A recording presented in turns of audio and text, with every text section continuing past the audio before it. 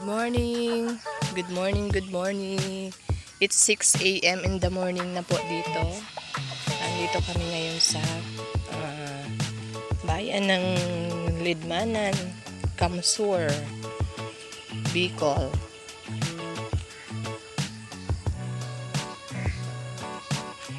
At umulan kagabi ng malakas kaya basang-basa ang mga lupa. Good morning mga pato. Good morning sa inyo.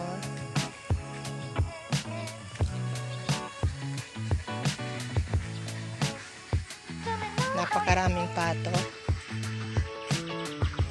Ayan, basang-basa yung lupa ngayon dito. Ang lakas ng ulan kagabi.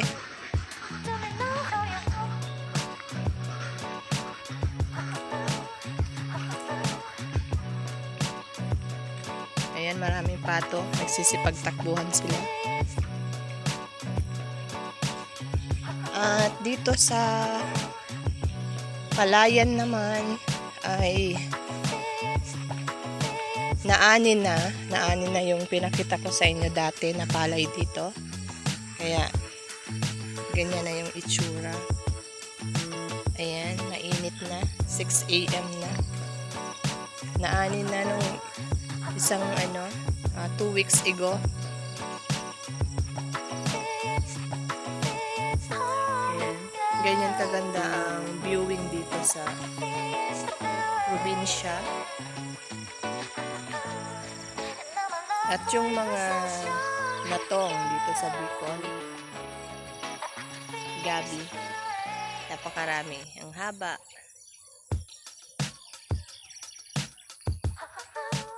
Ayan, pasok ulit tayo.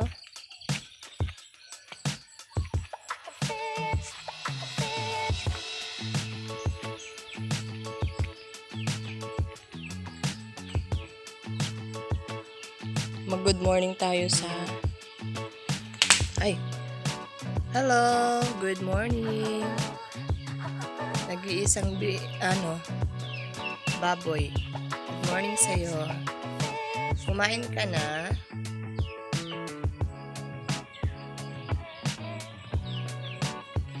Busy ngayon ang mga tao dito. Kaya ako lang muna ang nag-vlog. Busy sila ngayon at mayroong okasyon. Kaya kami andito kasi mag-first birthday ang isang pamangkin ng asawa ko. Kaya kami pumunta ulit dito kila mama. Ayan, meron ditong malaking patola. Hindi na to pwedeng isahog sa miswa kasi matigas na siya. Meron pang isa. Ayan. Matigas na. Pangpunla na lang ata yan. At dito, merong ganito. Di ko alam kung anong itatanim dito.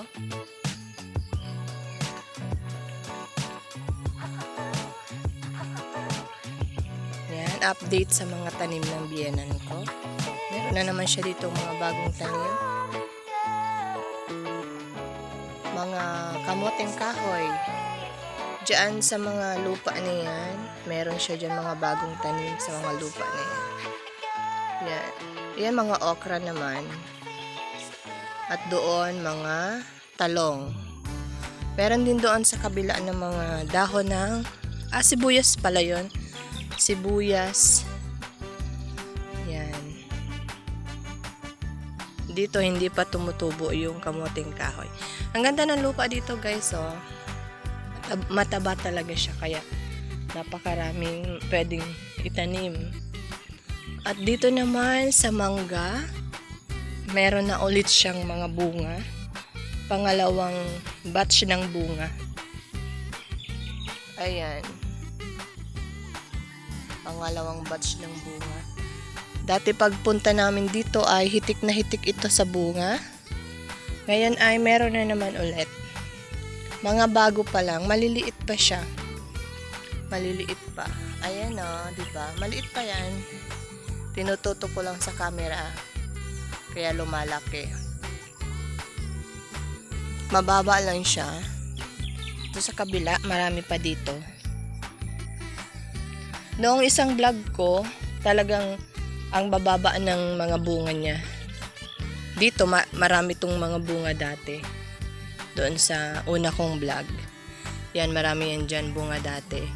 Ngayon, nasa taas ang bunga, guys. Ayan. Hello, mango. Pag next na balik namin dito, matitigas na yan. Pwede na siyang anihin ulit. Oh, diba? Ayan sa taas, guys. Ang lalaki. Malaki na sa taas. Ayan, malalaki na sila sa taas. Oh, madami na siya. Hitik na naman siya, guys, sa bunga.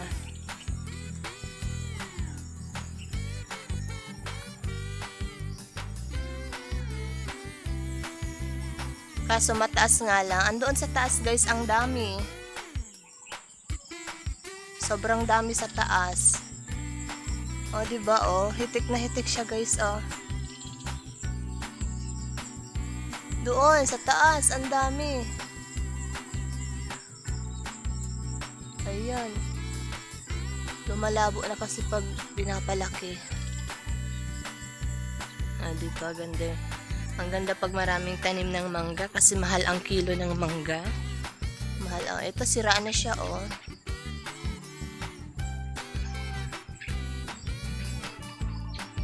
Favorite ko ang mangga kaso bawal sa akin masyadong kumain ng maasim kasi meron akong hyperacidity.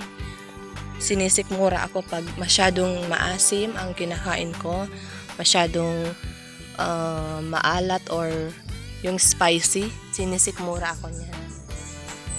Ayan.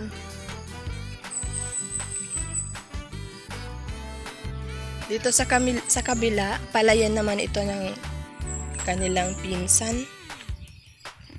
Nakapag-ani na din. Wala na din silang palay. Siguro next month pa sila magtatanim ulit. Napaka-presko ngayong araw na to kasi umulan kagabi. At 6 AM in the morning pa lang. Ang araw ay palabas na.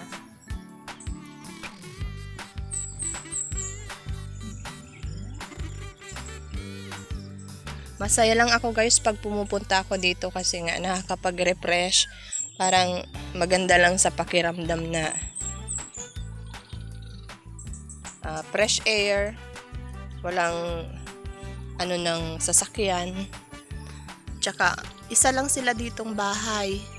Wala silang kapitbahay. Ang kapitbahay nila ay malalayo. Malalayo. Yan lang ang bahay nila. Tsaka yung isa, 2 bahay pero same naman na sila lang ang may sarili. Ayan, meron bulaklak ng kalabasa dito. And meron silang dalanghita. Aranghita sa Bicol, guys. Pero hindi pa hinog. Hindi pa pwede siya. Hindi pa siya hinog. Ayan.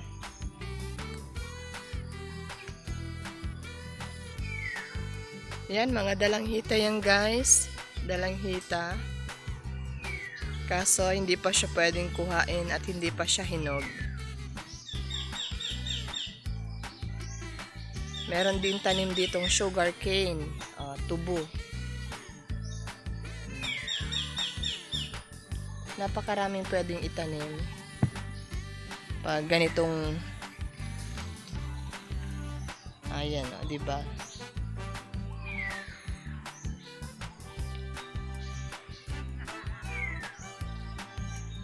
Ayan, hanggang dito na muna, guys, ang aking update sa palayan ng aking mga biyenan. Pag pumupunta kami dito ay talagang marami silang bagong tanim, marami silang, eto kasi yung hanap buhay nila dito talaga ay ang pagtatanim, pagsasaka ng palay. Ayan. Thank you, guys, for watching. God bless everyone and thank you so much to all my viewers always in my channel. God bless and keep safe.